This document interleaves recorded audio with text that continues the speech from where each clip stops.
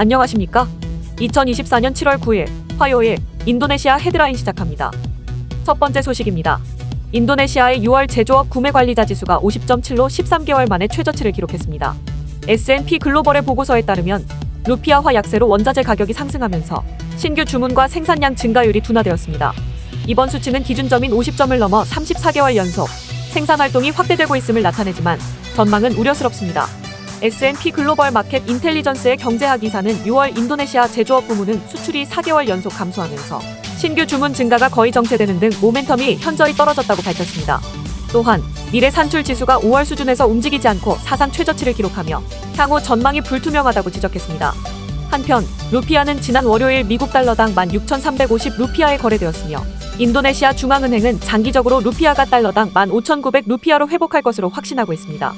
참고로 인도네시아 고용주 협회는 루피아 약세가 장기화되면 제조업체들이 생산량을 줄일 수 있다고 경고했습니다.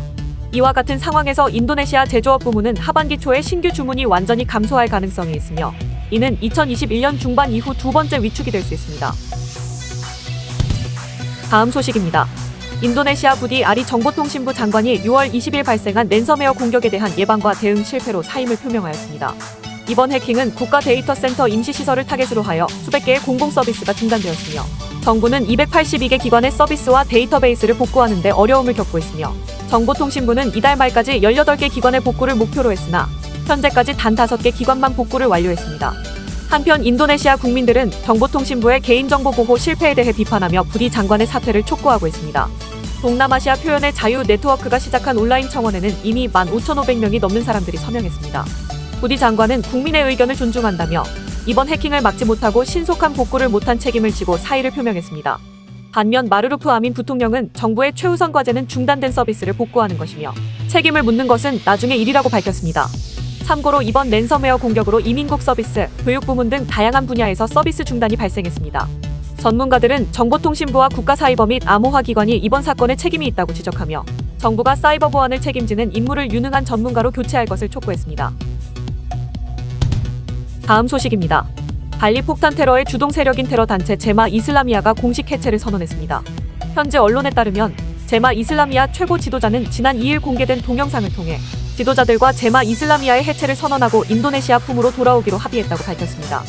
이어 제마 이슬라미아 사나 이슬람 기숙학교의 교육과정을 극단주의 내용을 배제하고 주류 이슬람에 부합하는 내용으로 바꾸겠다고 밝혔으며 인도네시아가 선진국이 될 수 있도록 정부에 적극적으로 참여하고 법적 규정을 따르겠다고 강조했습니다.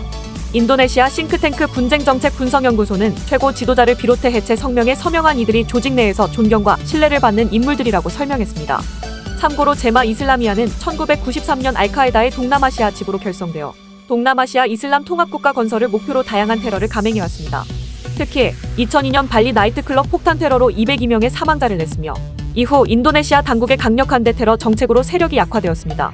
그러나 전문가들은 제마 이슬라미아의 해체 선언에도 테러 위험이 완전히 사라지지 않았다고 경고했습니다. 인도네시아 급진주의 탈종교화 연구센터의 선임연구원은 지도자들의 선언에 동의하지 않는 급진적인 후배들이 분파를 만들어 지하들을 이어갈 가능성을 우려했습니다.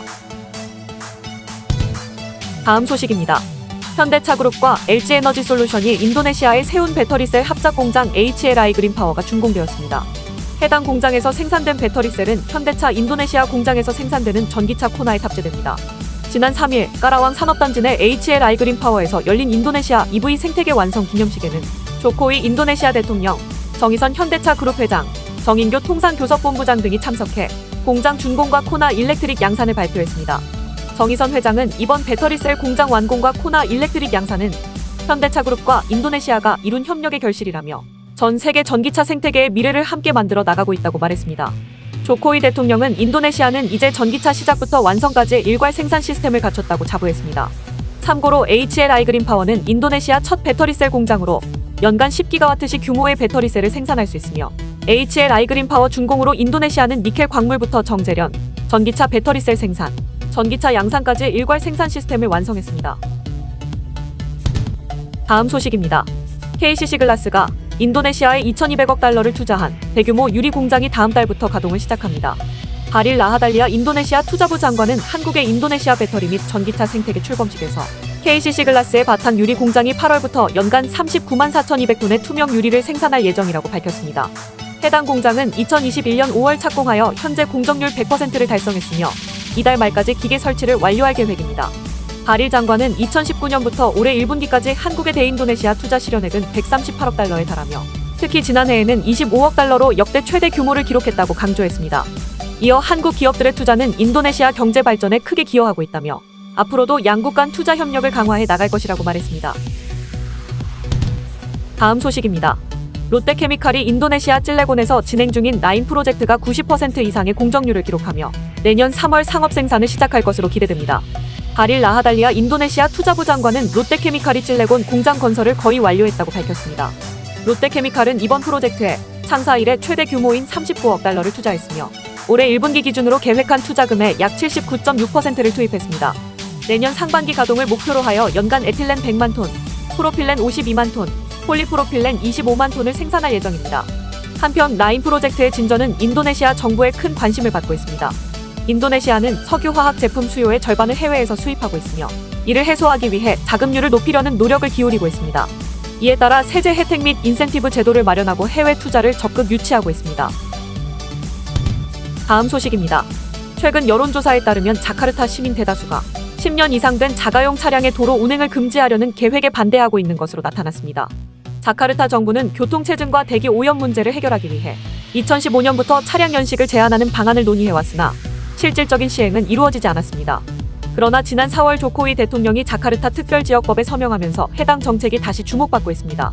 해당 법 24조는 자카르타 정부가 개인 소유 자동차의 연령과 수를 제한할 권한을 부여하고 있습니다.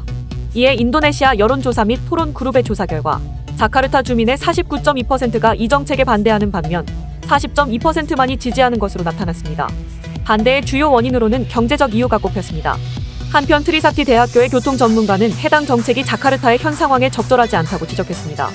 이어 자카르타의 생필품 대부분이 낡은 차량으로 운송되기 때문에 이 정책은 도시의 식품 가격만 올릴 것이라며 해당 정책이 공익을 위한 것이 아니라 자동차 회사의 이익을 지원하기 위해 만들어졌다고 주장했습니다. 시청해주셔서 감사합니다. 다음 시간에 뵙겠습니다.